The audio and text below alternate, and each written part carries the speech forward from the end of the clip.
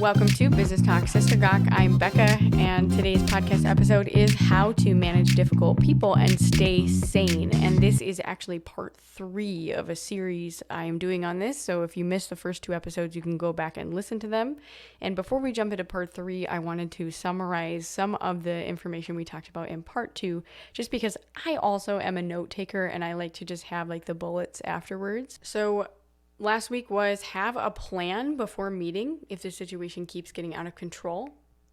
Number 2 was know how to admit when you are wrong and apologize. Number 3 is try to look for patterns in the person's behavior. Number 4 is connect relationally through listening and asking questions. Number 5, have simple core values that encompass what the expected behavior should look like. Number 6 is have a script that explains how you're trying to continue to care about that person when dealing with disciplinary action in case they accuse you of not caring. Number 7 is document conflict issues with others and look for context. All right, so now we are going to be moving into the content for this episode. I hope the last one was helpful. I wish I would have known so much more about these things when I first started dealing with people and managing others. And wow, this week, okay, if you are just like, I'm listening to this series because I have been at the end for a long time. I just don't know what else to do.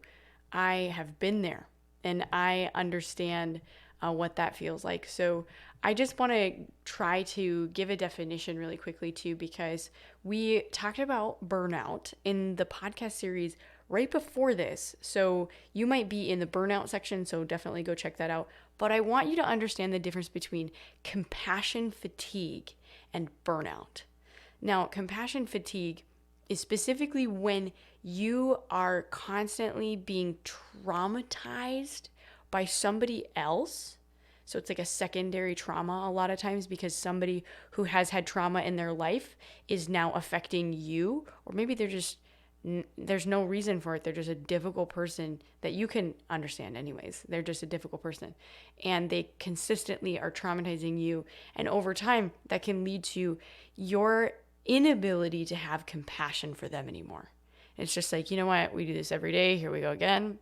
And I do not feel that I can help you anymore. And that's huge. That happens especially to people who are in any kind of caregiver business. If you are doing any kind of stuff with people who are in the nursing home or as a social worker or in the healthcare industry in general, just anytime you're trying to serve someone who physically has something wrong with them, it over time, those people, if they treat you poorly, you can have compassion fatigue. And that's not just specific to that. Anybody who's in a state of crisis in general, or even like coming out of a hard situation such as homelessness or being a refugee, all of those things can affect you with compassion fatigue if people are treating you poorly while you're trying to help them. And when someone's treating you poorly, it's trauma, okay? And not necessarily major trauma, but it is small little things. I mean, I went to a restaurant once and the waitress was really angry that we were sitting there and didn't give like the check far enough to the end of the table so she could grab it, but she never mentioned it until she got really angry and started yelling at us. And afterwards I was like, why does my body feel so icky right now? And because even though it was just a slight comment and an attitude, that bad mood affected me. And if you have someone that consistently is treating you that way over and over again, it can really be hard to have compassion and kindness for that person while you're trying to help them or pay them or whatever. So especially as a manager, that can be a place where you just get stuck between a rock and a hard place because you're trying to manage somebody who consistently is showing you disrespect or makes you feel degraded in your conversation with them. Okay, so I'm going to read this definition or difference between compassion fatigue and burnout so that we can identify what they are. And this is actually from the griefworkcenter.com, Barbara Rubel's website. So the first one is compassion fatigue is caused by the exposure of traumatic material. Burnout is caused by work-related attributes such as the job, coworkers, one's supervisor, and poor work culture. Compassion fatigue has a rapid onset and can be felt after the first experience of absorbing one's traumatic material. Burnout emerges gradually over time as the work-related attributes such as too much paperwork, lack of resources, and long shifts pile up. Compassion fatigue is a term that describes the impact of helping others. Burnout is a term that describes the impact of a stressful workplace. Compassion fatigue has a quicker recovery time than burnout if managed early. Burnout has a longer recovery time. Now, these two do go hand in hand because, yes, burnout is like the stressful workplace, is maybe like the supervisor, the work culture. But if you're managing people, you're trying to help those people be good at their job. And when they treat you poorly, that's the compassion fatigue. Okay, so you can have both at the same time. It can go hand in hand because if you're helping people in the community versus your job, I mean, you can be getting compassion fatigue from something outside of work as well. So just know that a lot of times these are hand in hand together. So if you're like, yep, that's where I'm at, I hear you. There's two things going on. Okay, so the biggest thing that I think is important to know about compassion fatigue is that it can hit you over and over again in new ways, even if you've recovered from it. Because your body can be triggered to go into that survival mode by previous issues you've had with others. So if somebody's consistently had these like explosive behaviors to you after you've said, okay, well, this is what we need to do, or I've made this decision, whatever, in a managing role, it can really affect you and how you go about that the next time and realize that you're starting to do things in a survival mode mindset where some really common side effects are like having an all or nothing mentality where you're just like either this person leaves or I'm done. And like if you get to that all or nothing part, I've been there. I know what that's like. I know, like, and you can start feeling boxed in where you're like, I gotta have boundaries and there's no boundaries here and I need to change something. Something's gotta give. And that mentality comes from a survival place, which means that you're losing your access to your logic processing center at the front of your brain because you're in survival mode and your fight or flight is kicking in, which makes you sometimes a really unreasonable person to discuss the conflict with if you're talking to another manager. Sometimes when you're in this place, you don't seem logical anymore and you look like the crazy person. And that's never a good place to be when you're trying to make sure people are hearing you and actually addressing the problem. And this can happen when like you feel like even if you feel like you have a plan and you're like, okay, this is what we're gonna do, and then that person just reacts again, it pushes you right back there where you can lack of logic processing to say some things that you don't mean or to just say I'm done and make really rash decisions that can affect your own personal life or even really try to you give that person what they were looking for is validation that they were right in a lot of ways, and that's not good or healthy. So there's a couple other things that can be with compassion fatigue. You can feel a sense of hopelessness that it doesn't matter what I try, nothing's ever going to change. You can self-isolate where you don't want to tell other people anymore about what's going on in your life or in the work things that are happening. And you just want to stay by yourself and not go out and talk to anyone about it. You can feel very like stressed in terms of like you can have stomach aches, headaches. You can feel either exhausted all the time or inability to sleep at night. These are all things that are signs of compassion fatigue. And I have had every single one of those at some point in my compassion fatigue and burnout. And I know a lot about that because I've experienced it. So I think it's really important for you personally to be able to know what is actually going on in your body so that you don't start making irrational decisions that make you look like the crazy person, because been there, done that. Okay, other really great things to know that I've learned that have given me so much more grace for other people. Did you know that 25% of America has a disability of some sort? And disabilities are not always, first of all, diagnosed or, second of all, visible. a lot of people have mental health issues that are not able to be identifiable by just looking at a person. One of them would be reactive attachment disorder. This is something that affects many people, and it can actually happen in two different ways. Now, I'm going to get into a lot of different diagnoses just to give you some idea, because a lot of times when you start hearing this is what this person commonly does if they have this diagnosis, it's like, oh, I know somebody that does that. Oh my goodness, I had no idea. And it can give you a lot more grace if that's the person you're managing, and give you tools to research about how to manage that person better to support them to be successful as well as keep your sanity.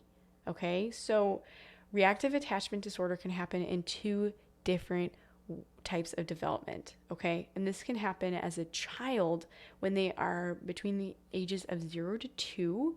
If a baby is not like held and nurtured where there's actual physical contact happening, and let's just say that child is just left there and fed occasionally, or maybe not even fed all the time, that can actually create chemical changes in the brain that make that child have a difficulty as they develop to have empathy for other people. And a really big piece of this comes from when you hold a baby and you mirror what is going on with the baby, or they mirror you back and forth, that empathy is developed. And if somebody doesn't have those initial interactions between 0 to 2 years of age, it really makes it hard for them to understand why what they're doing affects other people and hurts them, right? And honestly, like reactive attachment disorder, I had no idea about any of this till I started learning really in-depthly. And it's really common for serial killers to have reactive attachment disorder because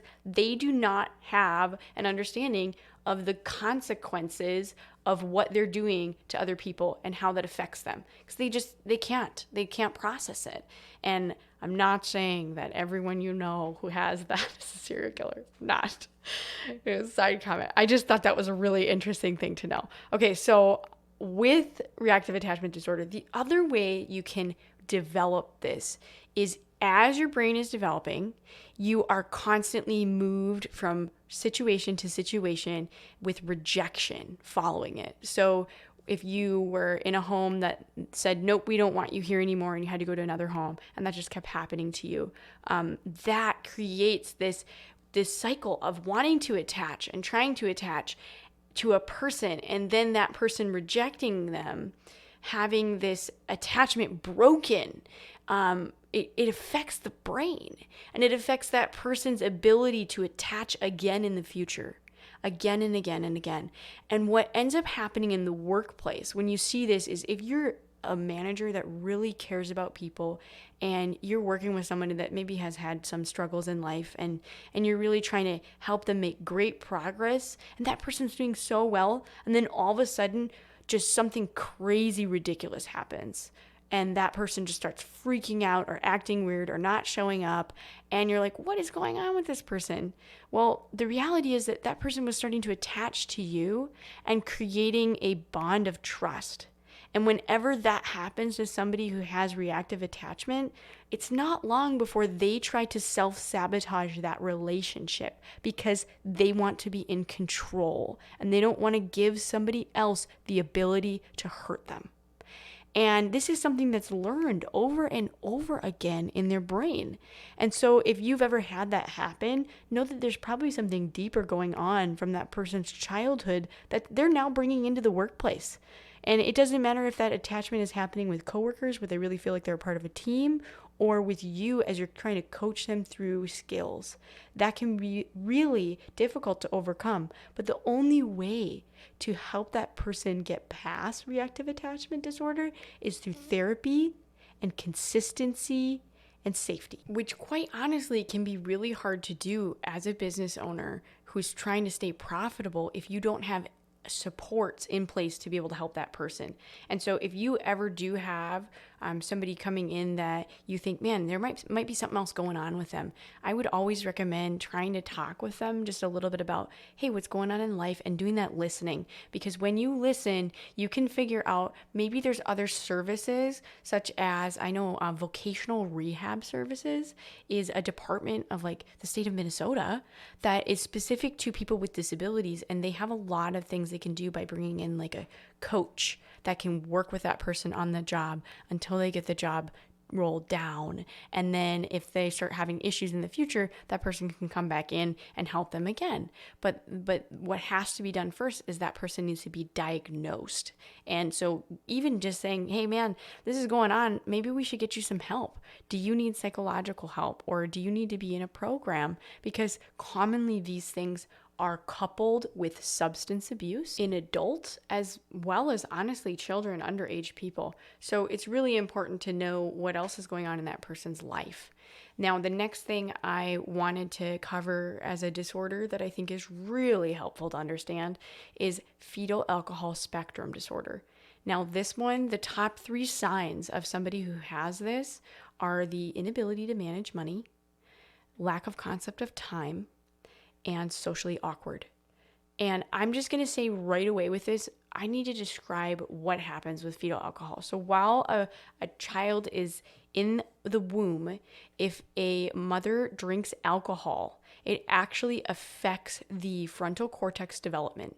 And if you ever look at pictures of the brain with somebody who has this extremely, it actually it's permanent brain damage. It is actually worse to drink alcohol while pregnant than it is to do meth. It's that damaging to your brain because it's permanent. You can't undo it. And it actually can create major gaps in one's ability to process future things.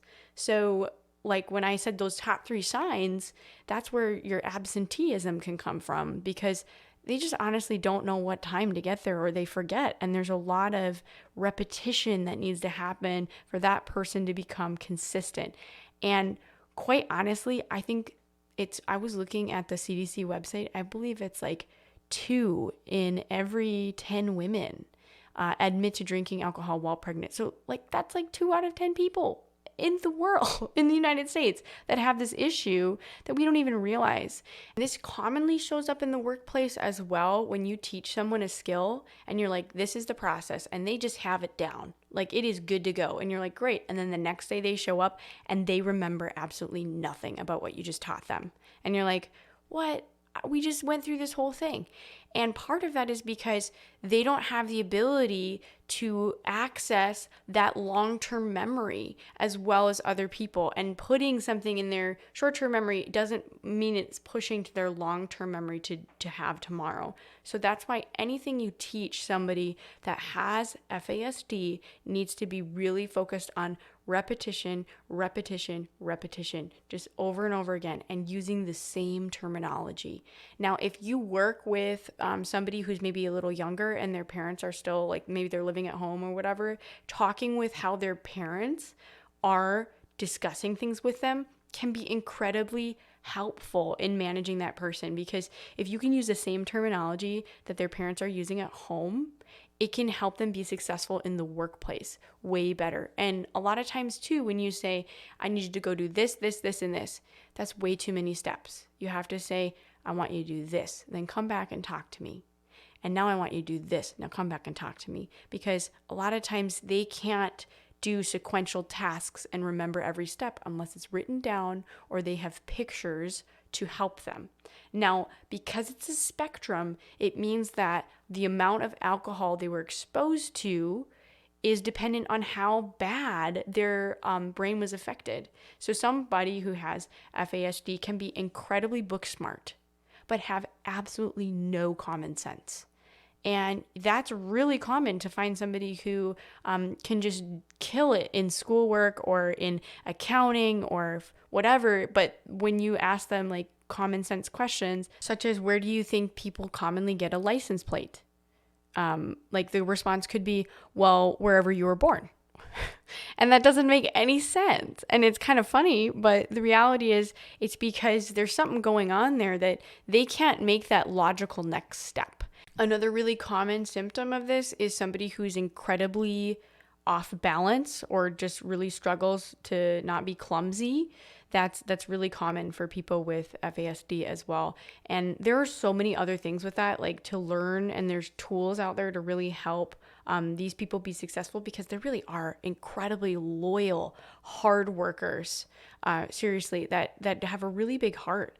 But it's important to know what's going on in their brain, because if you don't know that, you don't know how to help, and you don't know how to manage them with the right tools to help them be successful. And we are running out of time for this week, so I want to make sure that we can really get into a couple more different diagnoses or disorders that could be affecting a person, that makes them feel like they're difficult to work with as you manage them. So come on back, because there are a ton more things that you can learn about how to manage difficult people while staying sane. So important for your health, and so important just in general to be successful in life. Okay, I'm going to transition now to a Sister Gawk story about last week I talked a little bit about my dog Pickles, who's really good at just being intuitive with people's emotions. And I'm going to tell you another story about that, because for a while I was working with somebody who is significantly bigger than me in terms of size. And I was so blessed to have the opportunity to have my dog with me at different places when I would go to work with this individual. And there would be times where I would have to bring accountability in to the situation. And there was a lot of raised voices where all of a sudden somebody would be trying to tower over me and yell at me and basically try to just say really disrespectful things to me. And every time like a conversation would get to that point, Pickles is just so good about calmly walking in and sitting down right next to the person that's freaking out and just waiting it out. And just amazing with that, because he knew like, okay, this situation does not seem safe. But at the same time, he has such a comforting presence. And whenever anyone would get upset like that, it would just be so great for Pickles to walk in and sit down right next to that person. And I'd just be able to say, hey, he can see that you're a little worked up right now. Do you want to just take a moment and give him a pet? Because he just needs to know that you're okay. And when that would happen, it was just so great, because there would just be this moment of like compassion or realization, oh yeah, my volume affects other people and actually affects the way animals feel and are concerned. And like that was just such a wonderful thing. And I've had that happen so many times. Or when somebody's crying, Pickles does that too. He'll just come over. He does not like being hugged, but when somebody's crying, he will just let them hug him. And yeah, wow, he's been such a great buddy to have in my business and just in working with people in general. So I hope you enjoyed that story.